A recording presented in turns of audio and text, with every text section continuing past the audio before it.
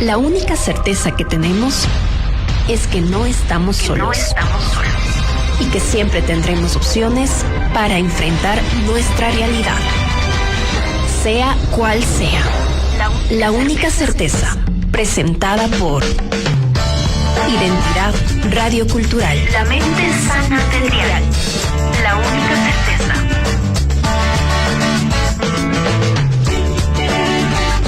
Identidad Radiocultural 101.3 FM Tungurahua y Cotopaxi, 89.3 FM Baños de Agua Santa y 94.1 FM Riobamba.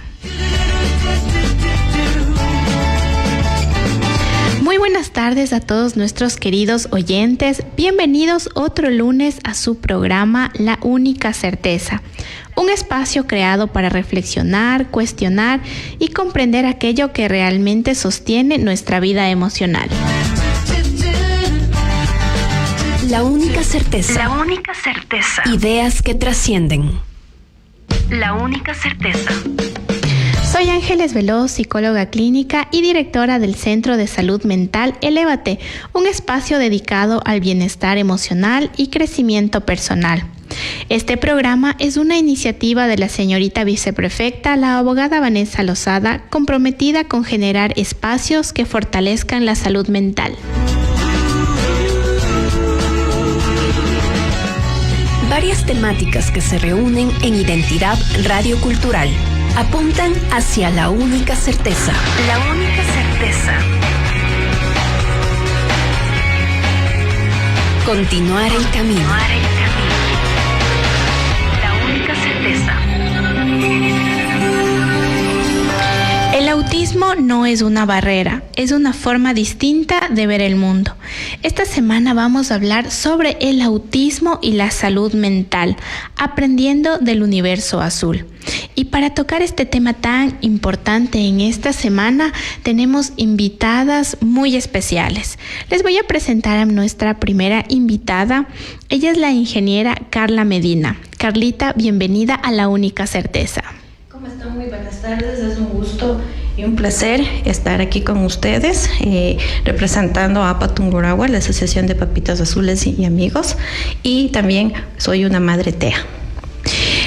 Carlita es ingeniera en diseño industrial. Actualmente representa a APA Tungurahua, la Asociación de Papitos y Amigos Azules Tungurahua. Es presidenta del Grupo de Padres de Familia del Peral 2 y jefe de unidad de Manada Scout Grupo San Juan de Ambato número 9. Y su título y función más importante es ser mamita de un niño con autismo, quien diariamente le da grandes lecciones de vida a pesar de su corta edad. Carlita, qué gusto tenerte en La Única Certeza y que todos nuestros oyentes, pues mamitas, papitos, familiares que tienen una persona diagnosticada con TEA, pues en este espacio genere esa conexión, se puede identificar y también quitar el miedo, porque veníamos conversando un poquito que cuando recibimos esta noticia suele ser algo desalentador, algo que nos causa miedo y que muchas veces no es con el tino adecuado. Cuéntanos, Dianita, ¿cómo es para ti ser una mamita TEA? Como estaba en la introducción, sí, al principio cuando nos dan a los padres el diagnóstico de nuestro hijo que tiene autismo, es como que el mundo se acabó. ¿Pero por qué es como que el mundo se acabó? Porque nosotros teníamos expectativas, deseos de cumplir el parámetro normal de crecimiento de un hijo, ¿no? Que va a la escuela, y todos los procesos. Pero ¿qué es lo que el autismo te enseña en realidad? El autismo te enseña a romper esa barrera y a crear nuevas expectativas y sueños con la manera diferente que tiene una persona autista en enfrentar la vida. Entonces, lo único que hacemos es modificar. Las expectativas que tuvimos en algún momento se quedan ahí y creamos nuevas expectativas y aprendemos en el camino. No estoy romantizando tampoco el tema del autismo, porque sí también hay partes donde es difícil. Hay situaciones donde tanto los padres, mejor dicho, el núcleo familiar que le envuelve a una persona como TEA tiene que aprender y tiene que también modificar su estilo de vida y otras situaciones más. Pero eso no significa que la vida se queda ahí, la vida empieza, porque como mamá de un niño autista, empiezan los verdaderos desafíos de crecimiento, desarrollo, de poder hacerle comprender a la sociedad que una persona TEA no es alguien diferente o que le tengan miedo, simplemente es conocer que es del autismo y las puertas se abren enormemente para que les conozcan. Ajá, qué importante pues el tener una percepción diferente, que sí, de cierta manera se entiende el miedo porque ignoramos esta parte de este espectro, las diferentes circunstancias, diferentes diagnósticos que podemos tener, pero me gustaría que tú nos cuentes acerca de tu hijo. ¿Cuál fue su diagnóstico? ¿Cuándo fue diagnosticado? ¿A qué edad? ¿Cómo te diste cuenta de esos primeros signos en su desarrollo? A ver, en el caso de mi pequeño se llama Damián. En nuestro caso, nuestro hijo no solo tiene autismo, mi hijo tiene la condición de autismo y adicional mi hijo también tiene otro tipo de enfermedades. Entonces, nosotros hemos venido conociendo desde el año de edad que él cumplió, hemos venido conociendo las diferentes enfermedades y condición. Cuando él cumplió 1 año empezamos, ¿no? Lo típico que es la visita a los médicos porque nos solicitaban, porque su pediatra se dio cuenta que algo no estaba dentro de los parámetros regulares del crecimiento de un niño en el desarrollo. Entonces empezamos. Cuando mi hijo cumplió 1 año y medio fue diagnosticado primero con epilepsia. Pasó el tiempo del tema de la epilepsia. Antes de la epilepsia fue diagnosticado con hipotonía. Para las personas que tal vez no sepan qué es la hipotonía es el retraso en el desarrollo muscular completo de una persona. En mi caso y de nuestro pequeño fue total. O sea, para mi niño, él tenía 7 años y parecía un bebé recién nacido, no sostenía la cabecita, era por lo que no estaba desarrollándose sus músculos. Entonces desde ahí empezamos. Primer diagnóstico, hipotonía. Segundo diagnóstico, epilepsia. Después empezó a presentar, había rasgos de autismo, pero al mismo tiempo no, era como que tuviera un retraso en el desarrollo global, pero por el tema de la epilepsia. Pero fueron pasando el tiempo, ¿no? Entonces le hicieron sus respectivas evaluaciones y cuando mi hijo cumplió 3 años de edad, ya nos dieron las evaluaciones respectivas que mi hijo tenía autismo grado 3. Siguió pasando el proceso, el tiempo, y así más o menos ya vamos a cumplir los 2 años de edad. Mi hijo fue diagnosticado con una enfermedad muy compleja que tiene que ver con es tema genético, que tiene una alteración en el TRIM8, para que me puedan comprender un poquito mejor la audiencia. Esta condición no existe a nivel mundial, solo con mi hijo incluido hay solamente 8 casos. Están recién descubriendo este tema genético. ¿Y a qué se refiere el tema del TRIM8? Mi hijo tiene probabilidades de un 50% que sí y un 50% de probabilidad que no, que tenga problemas con los riñones. Incluso puede necesitar diálisis o trasplante de riñón. Entonces, es un proceso que tenemos que seguir. Por eso es que esta es la mejor oportunidad de decirles a los papás, no se desesperen. Así cuando tienen noticias duras y difíciles, pero también van a tener cosas positivas y buenas y va a salir el sol para todos. Sí, la cuestión es de estar ahí con ellos, apoyarles, aprender, porque la mejor herramienta que una persona puede tener en esta vida es el aprendizaje. Si aprenden de las condiciones o enfermedades que una persona que quieren y aman, le pueden ayudar y le pueden dar herramientas. ¿Quién quita? Y ahora mi hijo tiene todo eso, pero está abriendo las puertas a la salud, a aprender un poquito más sobre el tema. Y si es que hay en otra ocasión, porque uno nunca sabe, otro pequeño que presente lo que tiene mi hijo, ya van a tener una base que mi hijo les está brindando. Entonces, desde ahí es donde viene todo este tema. Entonces, es complejo, o sea, siempre va a ser complejo. Y yo considero, y con mi familia consideramos que nuestro hijo no es el único, sino debe haber más casos e incluso más complejos que lo que tiene mi hijo. Pero hay que vivir, o sea, eso es lo que yo siempre digo. Vivan, disfruten del proceso. Y como ahora estamos en el mes de la concientización del autismo, y que no es solamente el mes de abril, sino son los 365 días del año. Uh-huh. Entonces, qué mejor ayudarnos por intermedio de ustedes, de la radio, a difundir todo lo que tiene que ver para que se abran las puertas, para que más niños o personas autistas, porque en este mundo no solo hay niños, tenemos adolescentes, tenemos jóvenes, adultos que tienen esta condición y que no son bien vistos y no son apoyados y ayudados. Entonces, por todos ellos es que estamos aquí. Así es, y justo en el contexto, el día 2 de abril fue el Día Mundial de la Concientización del Autismo. Es importante que estas fechas las saquemos a relucir y sean relevantes, porque es lo que nos ayuda a difundir el mensaje de que la normalidad no se define en un molde y que todos somos totalmente diferentes, y aceptar esa diferencia y abrazar lo que el día de hoy somos.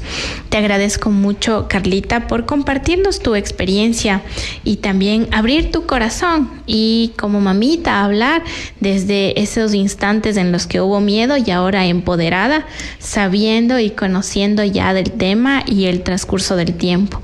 Una pregunta más. ¿Cómo estás apoyada en un equipo multidisciplinario para el tratamiento de Damián? Es importante tener apoyo de los profesionales, porque solo como padres no podemos tener esa guía que se requiere, ya que una persona con autismo requiere de terapias que les permitan desarrollar las diferentes habilidades que están en cierto modo dormidas, y potenciar eso. Tener un grupo de profesionales que no solamente se vayan en el campo de la rama, sino que tengan esa empatía y esa humanidad.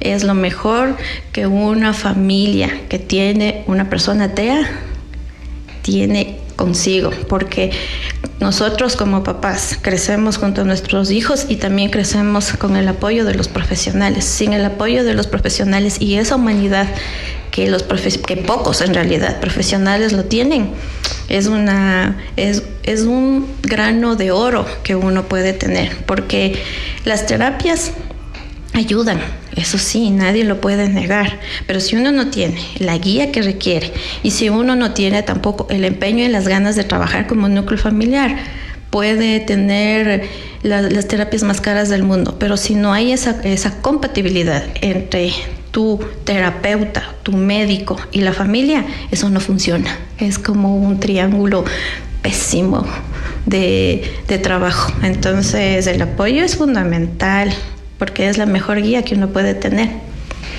Sí, es importante poder identificar ese equipo en donde se sienten apoyadas las mamitas, los familiares, y sienten que les están dando en realidad el apoyo que necesita y el conocimiento pues que es importante. Te agradezco en esta primera parte que hayas compartido con nosotros en La Única Certeza. Nos vamos a un breve corte y regresamos con otra invitada.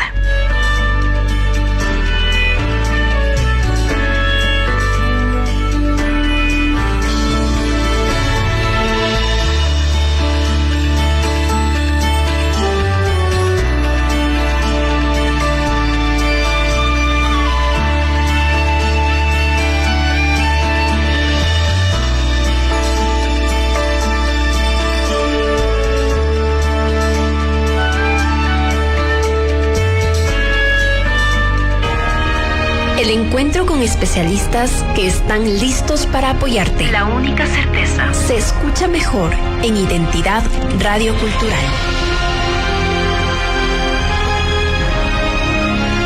La Única Certeza.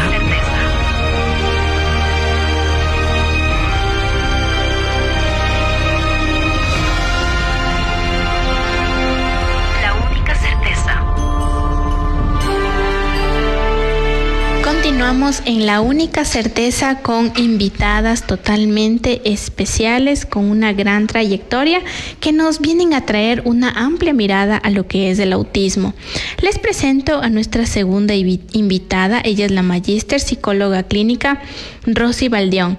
Es psicóloga clínica por la UNACH, es magíster en psicoterapia por la UDLA. Tiene una acreditación clínica en A22, que es una escala de observación para el diagnóstico del autismo, y ADIR es la entrevista de diagnóstico del autismo. Cuenta con una formación en intervención en TEACH para autismo, también un diplomado en terapia sistémica y un diplomado en terapia para niños y niñas y adolescentes. Bienvenida, Rosy, a La Única Certeza. Hola Ángeles, muchas gracias por el espacio. Qué genial compartir en este espacio contigo el día de hoy, y queremos tener una mirada más amplia a lo que es el autismo, que todos nuestros oyentes y quienes están conectados en esta tarde con nosotros puedan entender un poquito más qué es el autismo.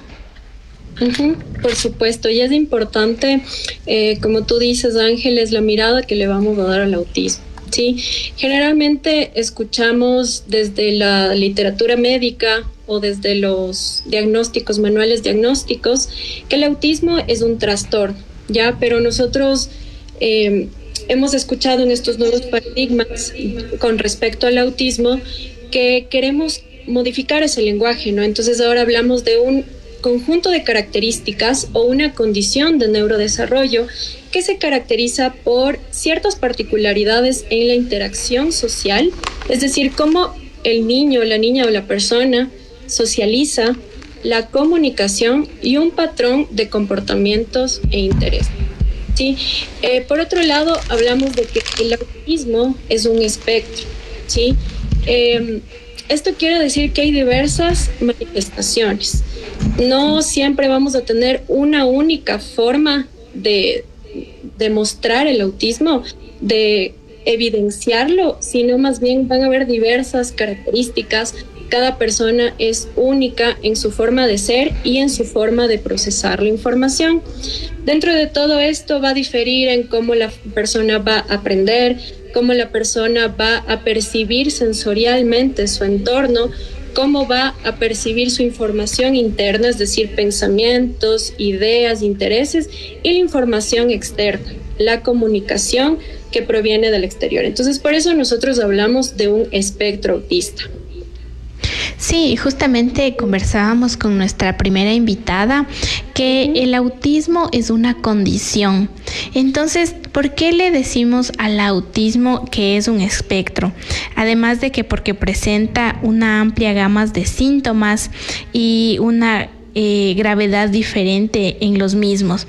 Cuéntanos un poquito más por qué el autismo es un espectro. Sí, cuando nosotros evaluamos el autismo, vamos separando por distintos niveles de apoyos. Ya no se habla tanto como del nivel de si es severo o no, sino más bien es un nivel de apoyo, ¿ya? También esto va a tomar en cuenta la capacidad intelectual o la capacidad cognitiva del niño, ¿ya? Ahora voy a hablar, por ejemplo, de un mito que es súper común, de que los niños con autismo son muy inteligentes, ¿ya?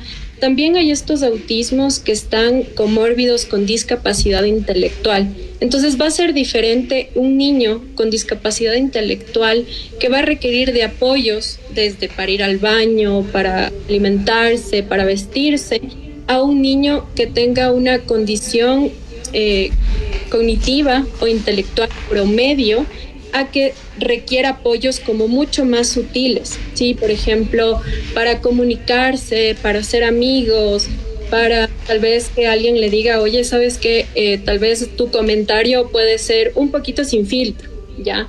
Entonces, va a diferir en la manifestación de los síntomas. Van a haber niños que requieren más apoyos en la comunicación social, otros niños en habilidades adaptativas como muy básicas, como les decía, el vestir, el ir al baño, el comer, o las otras, por ejemplo, en la comunicación. Hay niños que son no hablantes, por ejemplo, y necesitan apoyos como pictogramas, como sistemas de comunicación aumentativa o alternativa. Ahora hay estos sistemas en iPads o tablets, que sirven no para que el niño únicamente obtenga el lenguaje, sino que sea un sistema de intercambio de comunicación. Entonces ahí vamos a tener diversas manifestaciones. Claro que sí. Y mi querida Rosy, también una pregunta muy frecuente es si es que el autismo se puede prevenir. Ok, el autismo no se considera como una enfermedad actualmente o como algo que curar, ¿sí? Entonces, la causa de una condición de espectro autista, por lo pronto, no existe algo específico. Las investigaciones nos hablan de variabilidades genéticas y ambientales. Entonces, el mismo cuidado que puede tener una mujer embarazada que da luz a un niño neurotípico, va a tener el mismo cuidado de una mujer embarazada que da luz a un niño dentro del espectro autista.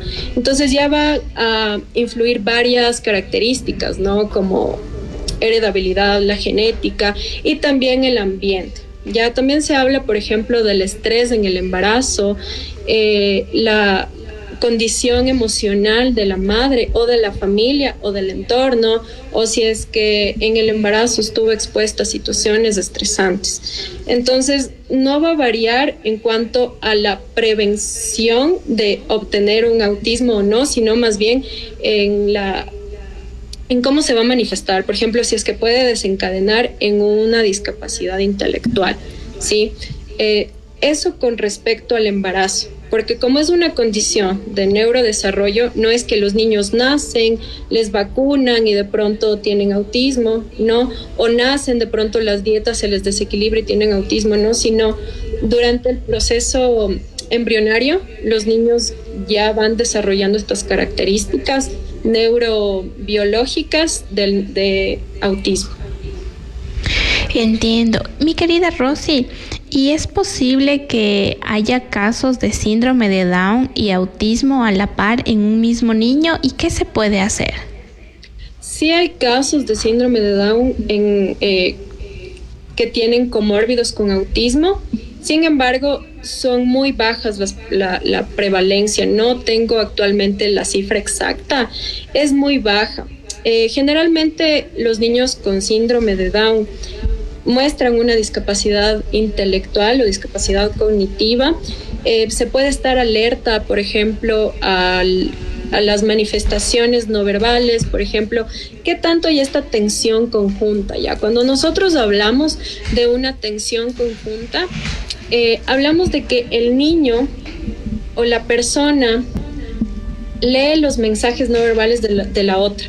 Observo a los ojos, veo la sonrisa o me enfoco más en la actividad como tal, ¿sí? Entonces, más que nada estar alerta si es que en un síndrome de Down existen características ligadas a un espectro autista y qué hacer, básicamente el protocolo que se toma en cuanto a las discapacidades y obviamente al síndrome de Down. Por la parte médica es necesario revisar comorbilidades. En síndrome de Down generalmente está asociada a cardiopatías.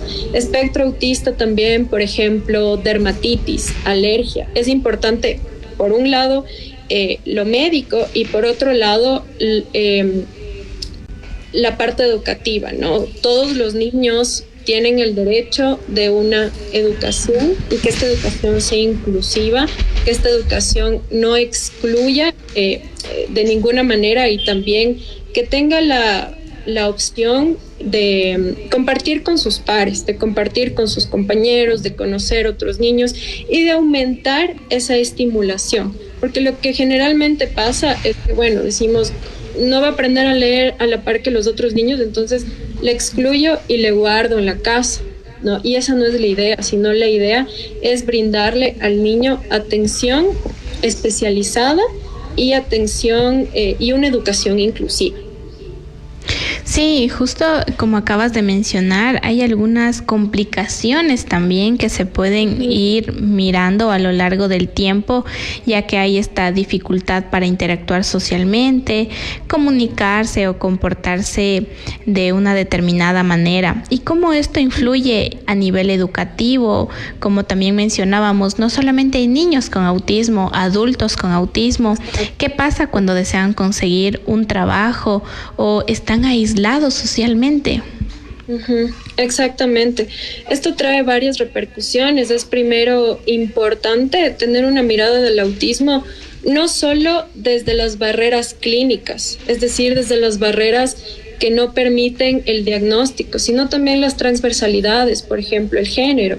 Se dice que las mujeres, hay estudios que las mujeres obtienen el diagnóstico de autismo más tarde que los hombres, por múltiples razones, porque en mujeres generalmente por un tema social, se nos exige que nuestras habilidades sociales sean más desarrolladas y es menos visible en una mujer. Por otro lado, hay que tener en cuenta el contexto socioeconómico de la familia con el niño con autismo, ¿sí?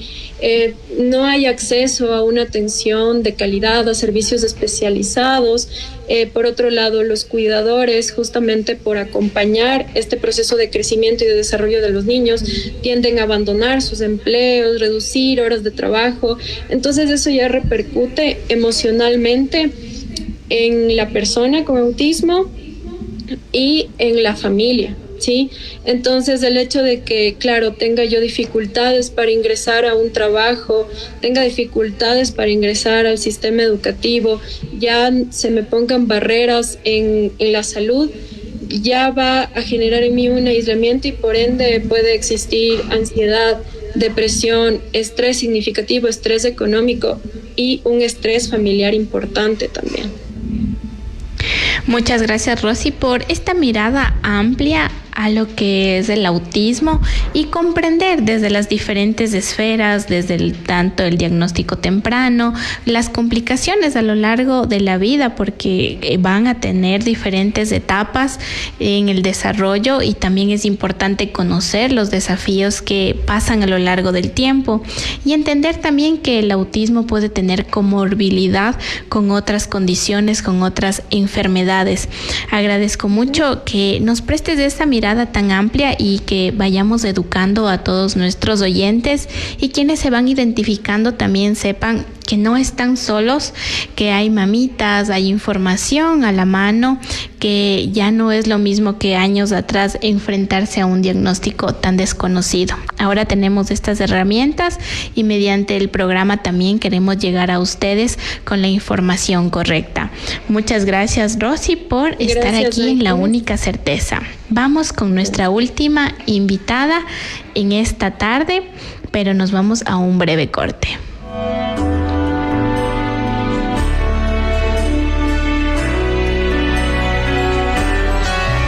Varias temáticas que se reúnen en Identidad Radiocultural apuntan hacia la única certeza.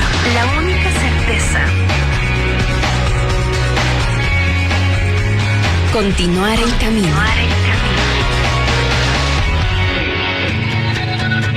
La única certeza.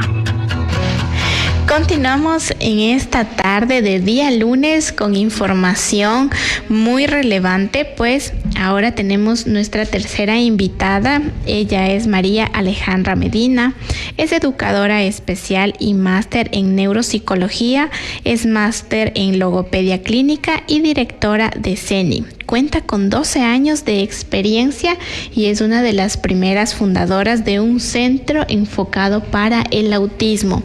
Bienvenida, María Alejandra, a La Única Certeza.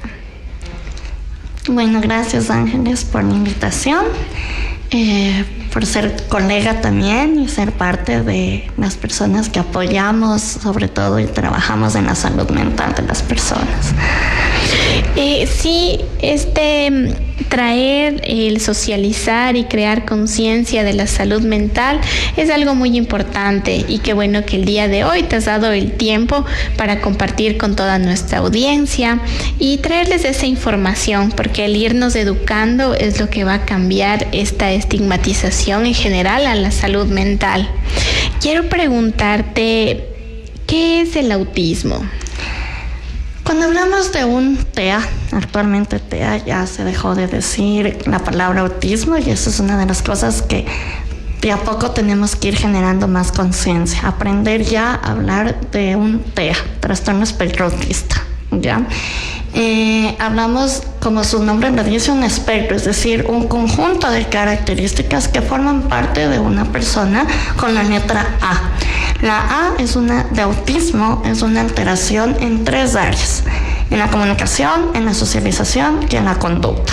Entonces, cuando hablamos de un espectro en estas áreas, quiere decir que tanto puede haber desde una alteración completa, desde una ausencia en una de estas áreas o en todas las áreas, como una limitación. Y por eso es que, como hablábamos anteriormente, existen 3 grados, como bien se dijo. Entonces, el diagnóstico de autismo ha ido de a poco evolucionando. El grado 1 antes se llamaba Asperger, se dejó de decir Asperger. Con el tiempo se hablaba de otros síndromes y se fueron descartando porque iban reuniendo las características del espectro de tal manera que ahora se dice TEA grado 1, grado 2, grado 3, ¿no? Cuando hablamos de cómo ha ido evolucionando el diagnóstico, es muy importante hacer conciencia de que años atrás se hablaba de los grados leve, moderado o severo. Pasa el tiempo y realmente, como nos contaba Carlita, reciben los padres un diagnóstico de algo y te dicen es un grado 3, uno lo considera como lo más fuerte, el grado más grave, y eso es un impacto muy fuerte para los padres, pero de repente, gracias a los estudios científicos, se va viendo cómo los niños van evolucionando y se van desarrollando, y entonces se logra demostrar de que el TEA no es que nos quedamos en un leve, moderado, grave, sino que mientras más ayuda le des, el niño empieza a evolucionar. Y es de ahí que sale el tema de que ahora el grado 1 se llama mi hijo necesita ayuda o apoyo, grado 2 ayuda notable y grado 3 ayuda muy notable. Entonces, ¿pero en dónde es esta ayuda? En la comunicación, en la socialización y en la conducta. Por lo tanto, ¿qué es entonces un TEA? No es más que una condición del neurodesarrollo que se ve una limitación en estas 3 áreas.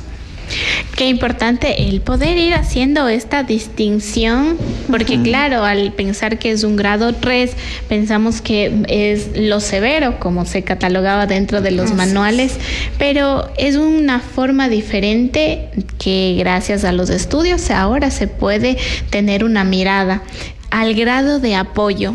Ya no es lo mismo o una condena lo que puede recibir una mamá, un papá con un niño con TEA, sino más bien entender, y es más fácil entender que necesita un grado de apoyo a que simplemente está condicionado por características. Claro, por eso también es evolutivo. O sea, ningún TEA es estático. Entonces, es por eso que con el tiempo y con el apoyo que se le da, un grado 3 puede llegar a ser un grado 2 y con el tiempo un grado 1. Y mucho va a depender de las comorbilidades que justamente estamos hablando, ¿no? El TEA no siempre está solo, muchas veces viene acompañado, y es por eso que incluso cuando se emite el diagnóstico se coloca TEA grado tal, que corresponde a qué nivel de ayuda necesita, y se tiene que colocar si tiene o no tiene la presencia de una alteración cognitiva y si tiene o no tiene la presencia de una alteración del lenguaje o un retraso del lenguaje. Entonces, hay muchas comorbilidades que vienen de por medio. Obviamente cuando hablamos de un grado 1, no porque es 1 no tiene que tener comorbilidades, pero sí pasa que hay muchas personas grado 1 que pasan por desapercibidas, ¿sí? Y fueron aprendiendo bajo una imitación. Me pasa muchísimo en consulta con los padres, madres o padres, por ejemplo, que a raíz del diagnóstico de sus hijos existe un grado de identificación. Entonces dicen, no, a mí me pasaba lo mismo cuando era niño, pero voy creciendo y voy aprendiendo y mira, me estoy bien. Y claro, porque es que si no es una enfermedad, no tiene nada que no te permita no aprender o no salir adelante. Pero entonces sí hay algo que tenemos que hacer conciencia, que es cuando los niños tienen un TEA, entender que un diagnóstico de TEA no te determina el nivel intelectual que tiene la persona. Entonces, sí es súper importante recalcar que es un mito el tema de que tiene TEA, entonces es súper inteligente, o entonces es un genio, o lo que se ve en las películas que antes se llamaba un Asperger, ¿no? Una habilidad muy desarrollada en un área. O por lo contrario, tiene TEA y entonces, pobrecito, claro, es que no va a aprender nada porque tiene discapacidad intelectual. ¿Y qué pasa con el niño que tiene TEA y tiene una inteligencia promedio? O una persona adulta, pues se fue desarrollando, fue aprendiendo por un nivel de imitación, fue intentando, y por eso es que ahora se llama masking o camuflaje social. Entonces logran hacer tanto masking, tanto camuflaje, de tal manera que logran irse incorporando para no sentirse juzgados. Entonces hablamos de un espectro donde hay muchísimo que aprender. Sí, que se tuvieron que adaptar a la fuerza porque no hubo este conocimiento de que hay una condición que me está impidiendo, pero que si la trabajo, pues voy a llegar al mismo promedio. Entonces entiendo que un diagnóstico temprano es fundamental dentro del TEA, porque vamos a poder dar un inicio, abordar de manera pronta el caso y poder llegar a estos niveles promedios en el desarrollo. Sí, claro.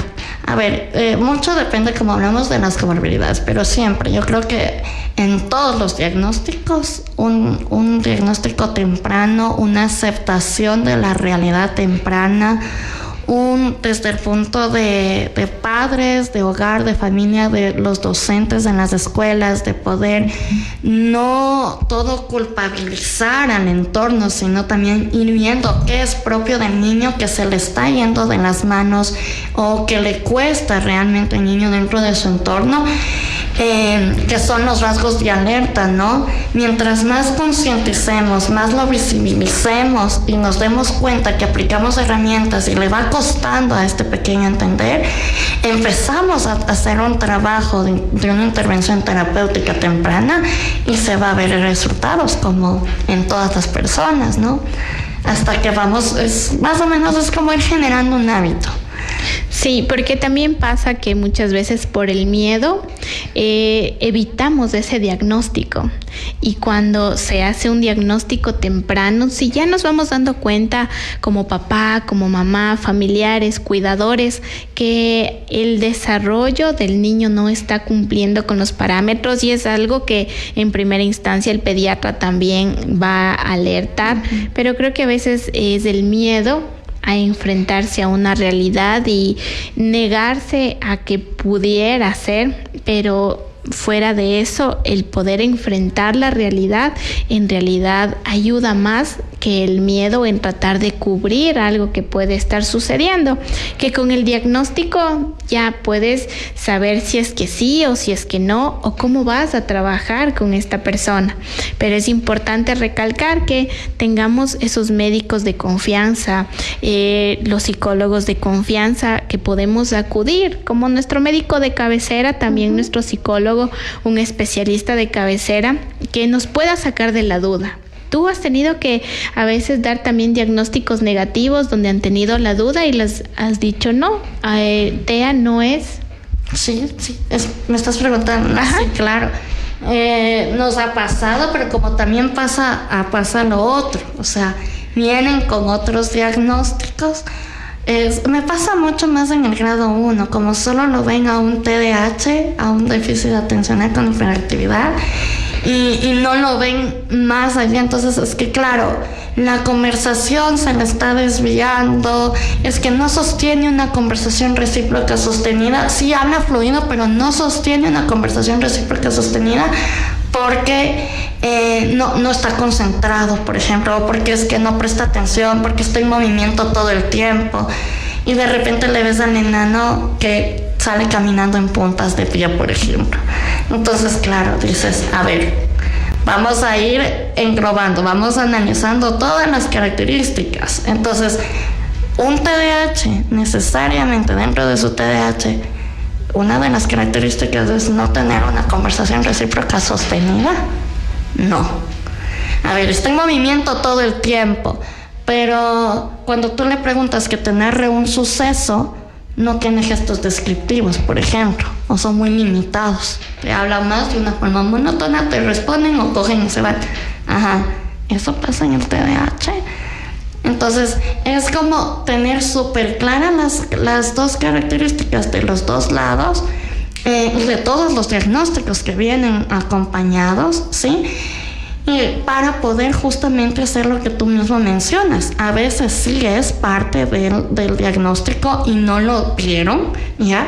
Y otras veces, en cambio, dices, no es, esto no tiene que ver con un TEA. Y realmente lo que más he tenido es casos donde vienen con otros diagnósticos y nos ha tocado comentar nuestro punto de vista, no obviamente descartar lo que les dicen, pero sí nos ha pasado el tema de que vemos que hay algo más, que hay un tema de por medio, o está acompañado, o solo es un té y no vemos lo otro.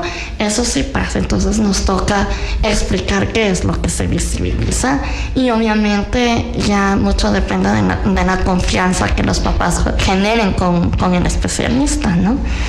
Sí, el poder generar esa confianza y sentir que donde estoy recibiendo la ayuda que necesito, la guía, el acompañamiento que requiere. Y me gustaría también conocer tu punto de vista acerca de, ¿se puede prevenir el TEA?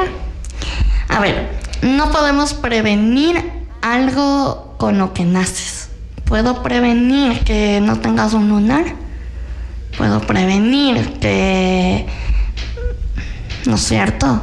Pero sí, al ser una alteración del neurodesarrollo, es tan igual como una alteración que viene un TDAH, o que puedes tener una discapacidad intelectual, o que puedas tener epilepsia. Sí es importante entender que se considera que el 90% es genético. Ya lo dice la ciencia, todavía no existe el gen, pero se va viendo las escalas. Entonces, y vamos viendo cada vez a ciencia cierta que realmente cuando hablamos como tal solo de una persona con TEA, y vamos viendo que solo puedes tener estas limitaciones, y entonces, ¿cómo prevengo de que tú no quieras hablar con todos?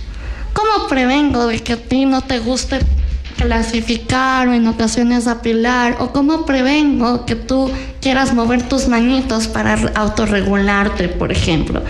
No te prevengo, pero sí te voy educando a medida que voy visibilizando, y te voy haciendo consciente de lo que está pasando para que entonces puedas lograr entender. A ver, muevo mis manos cuando me estoy autorregulando, cuando tengo mucha ansiedad, o ya, entonces digo, me están dando técnicas. A ver, aquí sé que no debo hacer esto, voy a aprender a hacer esto.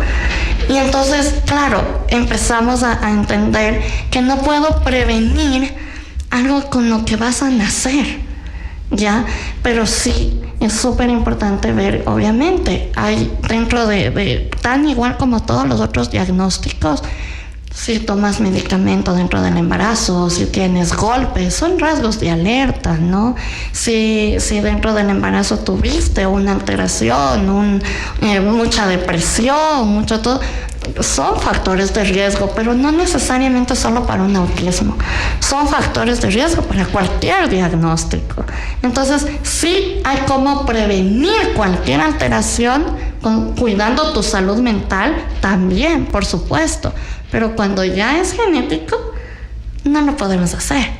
Pero sí es importante y es un llamado de atención a las mujercitas a mantenernos estables, a cuidarnos mucho en las emociones, a que si nos estamos desbalanceando podamos, a ver, me voy a poner un stand-by, necesito ayuda, porque hay sentimientos aquí adentro. Así es, y porque se genera este sentimiento de culpa en las mamitas, y ahora qué hice, y la tendencia a señalar siempre, a querer buscar un culpable, y como tú dices, hay cosas de las que no tenemos el control y no podemos controlar que salga o que no salga. Lo que está dentro de nuestras manos y sí tenemos el control, cuidar nuestra salud física, nuestra salud mental, los chequeos periódicos, pero hay cosas que se salen de nuestras manos y no tenemos el control y no es su culpa. Ya en esta parte final me gustaría que pudiéramos dejar un mensaje a las mamitas, a los familiares, papitos, cuidadores, quienes están cerca de niños, adultos, adolescentes diagnosticados con TEA en algún grado, y también cómo te podemos encontrar, redes sociales, en dónde está ubicado tu centro, número de contacto, porque creo que este espacio está dedicado también para traer esa paz y esa tranquilidad y sepan a dónde acudir en el caso de que tengo la sospecha, quiero saber, quiero tener la guía, o ya cuento con un diagnóstico, pero no sé cuál es el siguiente paso. Uh-huh. Bueno, CENI está ubicado en el edificio Plaza Ficoa, es el Centro Neurocognitivo Integral CENI. Como ya lo mencionaste, trabajamos 12 años ya, contamos con sala para neurodesarrollo, tenemos las salas de integración sensorial, de psicomotricidad, psicopedagogía, terapia de lenguaje, psicología, y también trabajamos con familias, con los padres, ¿ya? Nos encuentran al 0984-441883, ese es el teléfono, y en redes sociales, Facebook, Instagram, TikTok, YouTube como @ceni.es. Información muy valiosa, por favor, todos nuestros oyentes que están conectados en este momento, vamos a repetir nuevamente el número de contacto al que pueden escribirte, enviarte un mensajito o agendar sus sesiones. Sí, escribí antes el mío personal. 0983. Sí. Es el 098-871-3718. 098-871-3718. Ese es el teléfono de CENI. Así que ahí pueden agendar en turno, ya sea para evaluaciones, para terapias, para una guianza, tal vez. A veces solo buscamos consulta, alguien que nos oriente. Para eso estamos, para apoyarles a todos ustedes. Muchas gracias por estar en este espacio. Gracias. En La Única Certeza, pues para compartir toda tu experiencia y traer también información valiosa a todos nuestros oyentes. También con Carlita me gustaría que nos puedas dejar un mensaje final. También, como eres representante en diferentes espacios, pues mamitas que deseen conversar contigo, si les pudieras facilitar un contacto o redes sociales, ¿cómo pudieran encontrarte? Bueno, Apatungurahua nos pueden contactar al 096-4180-329, o si gustan enviarnos un correo electrónico pueden hacerlo a papitosazules@gmail.com.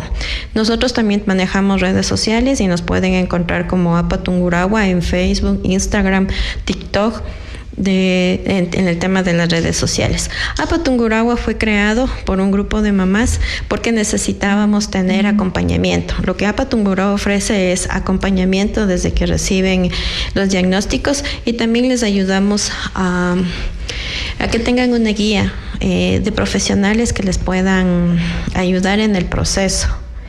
Entonces, tenemos también un chat abierto, un WhatsApp, que son como es de Papitos Azules, que les permite tener ese es el espacio que tienen en el chat para que puedan preguntar de diferentes temas. Puede ser alimentación, puede ser, a veces hay papás, mamitas y papitos que tienen problemas con sus niños con temas de crisis. Entonces, a veces conversar en un grupo que tienen más personas que pasan la misma situación ayuda muchísimo en el ámbito de la salud mental, porque en ese chat les ofrecen vivencias propias que pueda o que no le resulte a la otra persona, pero el mero hecho de que escuchen o lean los mensajes que dicen, sí, a mi niño también le pasó eso y a mí me ayudó a hacer esto. Entonces ahí es donde se despliega toda una gama de conversaciones donde los papás también se sienten liberados y se sienten apoyados. Para eso fue creado Apatungurahua. Muchas gracias, Carlita. Y también tenemos a Rosy, que está conectada en nuestra señal, y queremos que también nos deje sus redes sociales, su numerito de contacto y también un mensaje final, pues, para ya ir cerrando el tema del día de hoy. Que en estos espacios es importante desestigmatizar el espectro autista, cambiar la mirada, cambiar la percepción que tenemos frente al espectro autista, cuestionarnos mucho, ¿no? ¿Cuáles son nuestras creencias asociadas a un niño, a una persona dentro del espectro?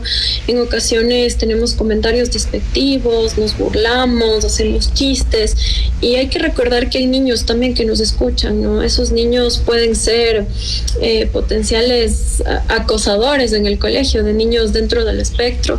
Entonces es importante cuestionarnos primero, tener una visión más compasiva, más empática, construir también vínculos más empáticos. Importante aprender cómo ser tolerante con ciertas manifestaciones que no son tan típicas para nosotros, que no es lo que generalmente vemos en todos los espacios. Aún así, el espectro autista existe. Por ejemplo, un niño que está haciendo algún berrinche porque para él es intolerable la luz, los sonidos, mucha gente. Entonces, generalmente decimos como, no, hay que ponerle límites al niño, pero no pensamos, no analizamos lo difícil que puede ser para él procesar esta información.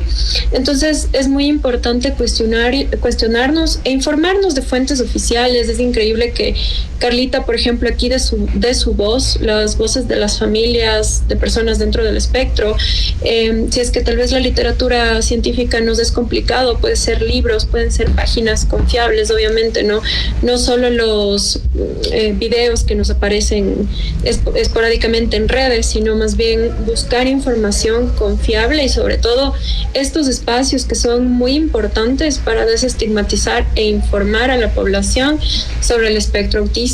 Y a mí me pueden encontrar en redes, en Instagram estoy como ro.psicóloga, o en el Centro de Salud Mental, que está ubicado en Quito, está como @saludmentalmhi. Ahí atendemos variedad de casos también, no solo dentro del espectro. En el espectro nos dedicamos específicamente a evaluación u otras condiciones de neurodesarrollo. Puede ser TDAH, trastornos del lenguaje, retrasos generalizados del desarrollo, o por otro lado también psiquiatría, nutrición y psicología clínica. Te agradecemos mucho, Rosy, por estar conectada aquí en La Única Certeza. Tenemos el honor de contar con grandes profesionales y pues tenemos su contacto, sus redes sociales, quienes deseen agendar una cita, tener un poco más de conocimiento acerca del TEA. Y vamos cerrando en esta parte final, nos vamos a un breve corte.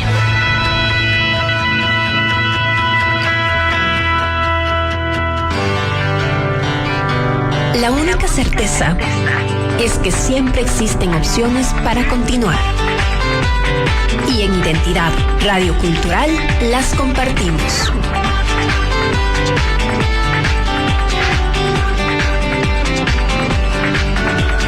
La única certeza. La única certeza. Hemos llegado al final de este espacio en La Única Certeza. Recuerda que la salud mental no es un lujo, es una responsabilidad con nuestra vida. Soy Ángeles Veloz, soy psicóloga clínica y directora del Centro de Salud Mental Elévate. Si deseas acompañamiento profesional o contenido sobre bienestar emocional, pueden encontrarme en redes sociales como @elevate.eq. Agradecemos a la señorita viceprefecta, la abogada Vanessa Lozada, por impulsar esta iniciativa y a Identidad Radio Cultural por abrir estos espacios de conciencia. Nos escuchamos en el próximo programa, porque en medio de tantas dudas, la única certeza será siempre conocer tu mundo interior. Hasta pronto.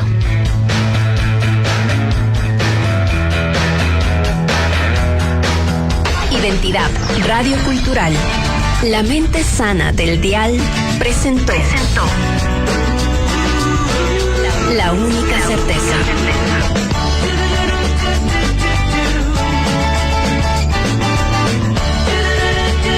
Pronto, nuevas ideas y propuestas para juntos continuar el camino.